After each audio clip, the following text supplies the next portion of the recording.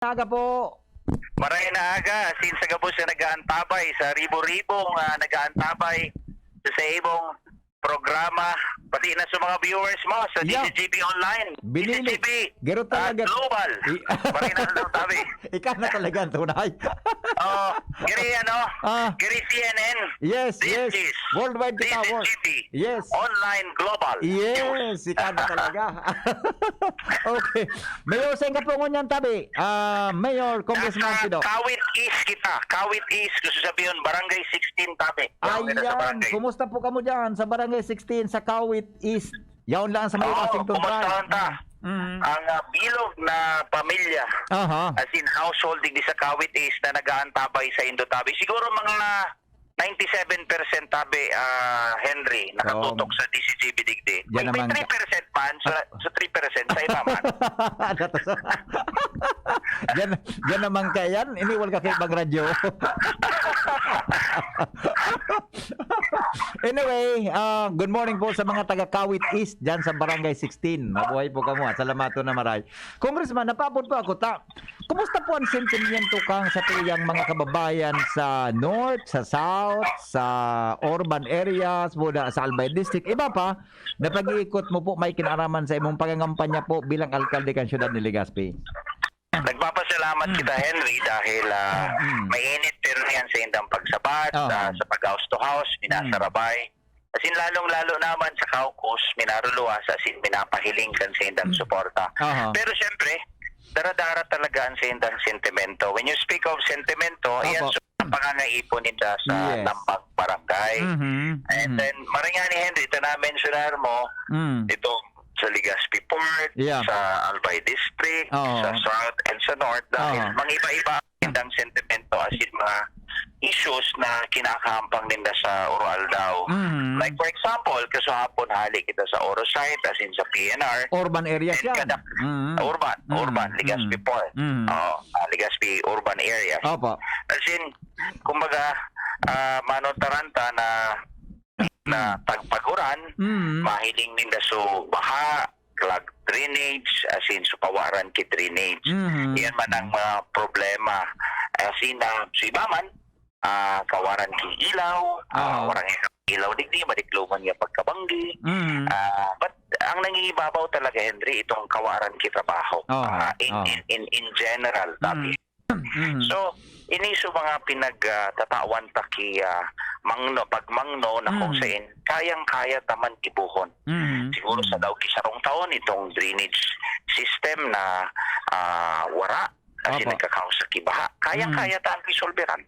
In fact mo niyan, Henry, sa Kinsing Barangay, dyan sa northing parte kan sa tuyang syudad, iguanang budget 150 million, 10 million niya na Kinsing Barangay na yan para matugunan sa pangangaipon nila sa drainage system. Iyon. Initabi na, kung na north ang mga barangay sa may Mayon Volcano area, tama?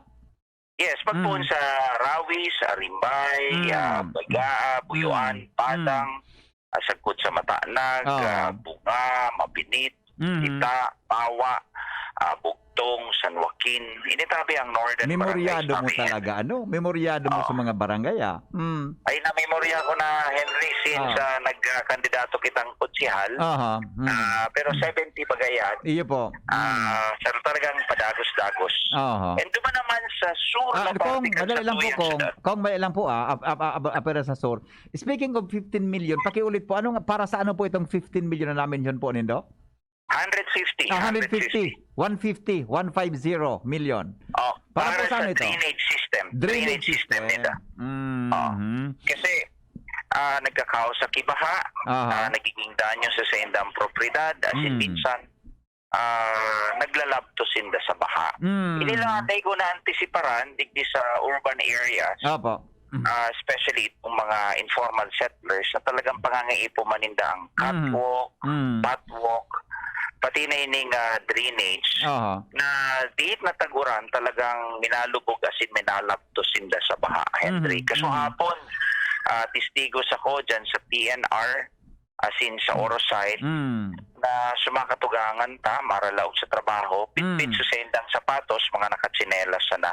Pero masyado kadelikado, Henry, dahil nagkakao sa inikikahilangan. And lalong-lalo na so delikadong leptospirosis, Henry, nakakagadan. And therefore, we can provide solutions. Siguro sa laog sarong taon, we can do that kasi we have this demonstrative capacity na mag-source out kipondo. They mag-asa sa lokal na pondo alagad sa national government. And in fact, ining 150 million na binagsak sa digdi sa syudad kan Legazpi, ay inihali ini sa national government na kung sin kita bilang membro ng Committee on Appropriation na source out na ini. Kasi padagos na ining gigibon, Henry, sa gabos na barangay para matugunan itong mga small vital infrastructure projects na nakaka-apekto kasi nakaka-improve kang buhay kan sa tuyang mga kabarangay sa Uruandao.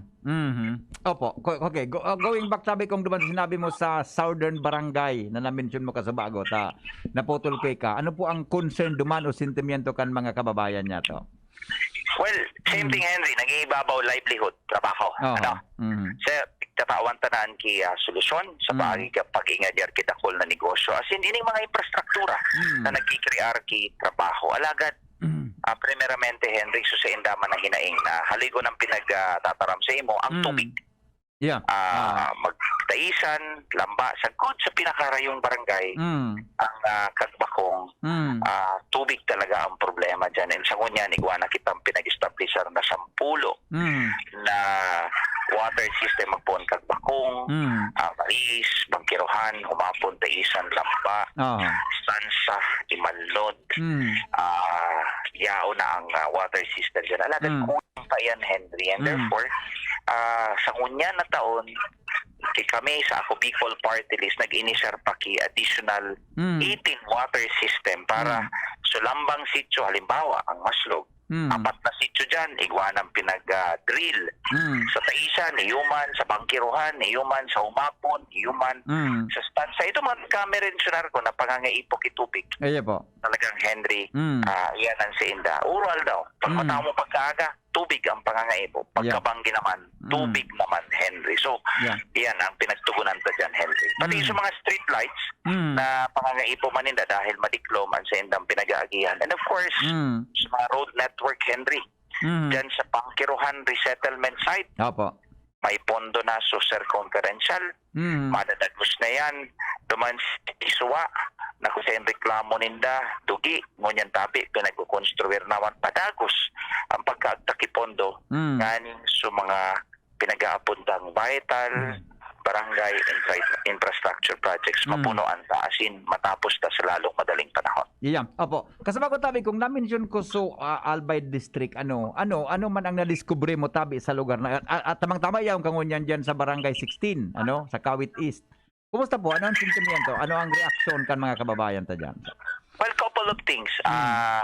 Yaon so sa drainage, yaon so mas nga ni buhing ayam pigare reklamo nita.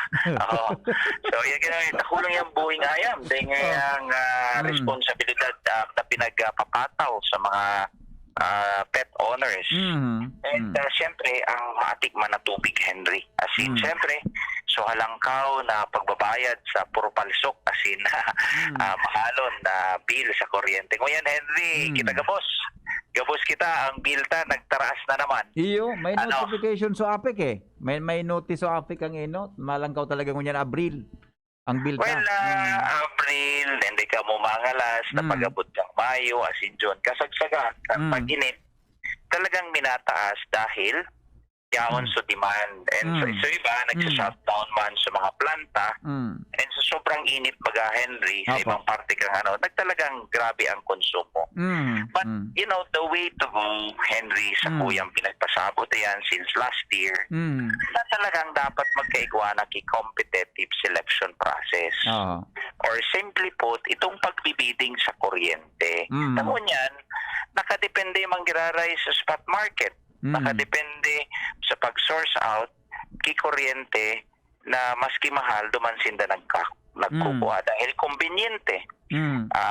Alagad pag nag-agi tabi Henry sa competitive selection process na kung sino naglalaban-laban sa mga power generators para makapag-supply ki kuryente dito sa tuyang probinsya, maluwas so baratong kuryente. As in garantisado kasi long-term ang contract, iyo ito sa presyong babayadan sa supply halik naman sa mga power generators. Kaya dapat, Henry, tayo na pagtugutan.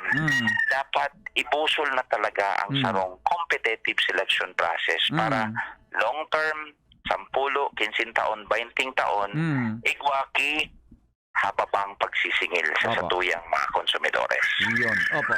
Akong ang inipighapot, naladangog ko inipighapot maski sa mga national media, sa mga local candidates, ano.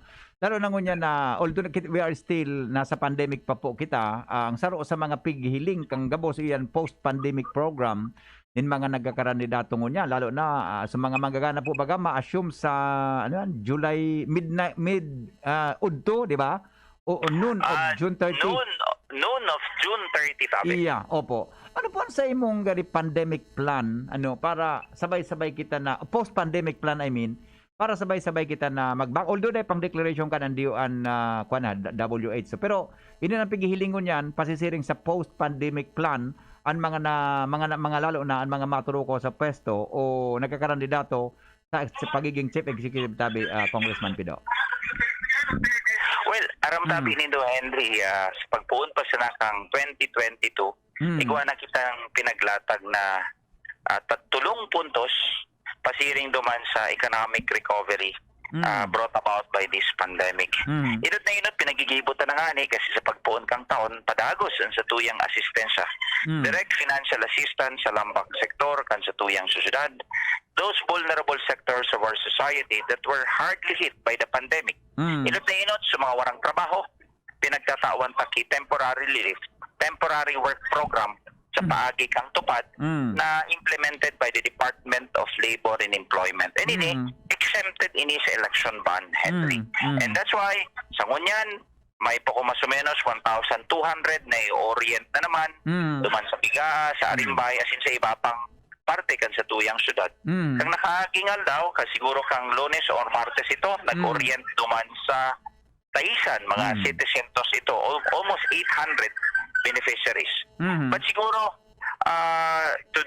today and until next week, igwa kita mga 8,000 beneficiaries na ma-orienting day. So, we do direct assistance to those hardly hit, vulnerable sector of our society. Sa seniors, sa TODA, ngunyan.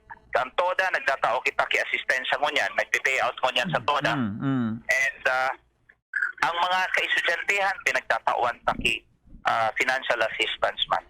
So, this is what we do. Direct financial assistance, hali sa national na government, subsidy, duman sa mga sektor kan sa tuyang syudad. Second point, Henry, is to provide incentives sa tuyang mga negosyante. Siguro pag nakatukaw na kita, ini ang sa tuyang gigibuon. Taoki, takul na insentibo, tangani makainganyar, kita kul na pagninegosyo sa tuyang syudad para mag-crear ki trabaho. Because what we need is really to provide opportunity for job creation. And so dyan yung pag-inganyar ki negosyo.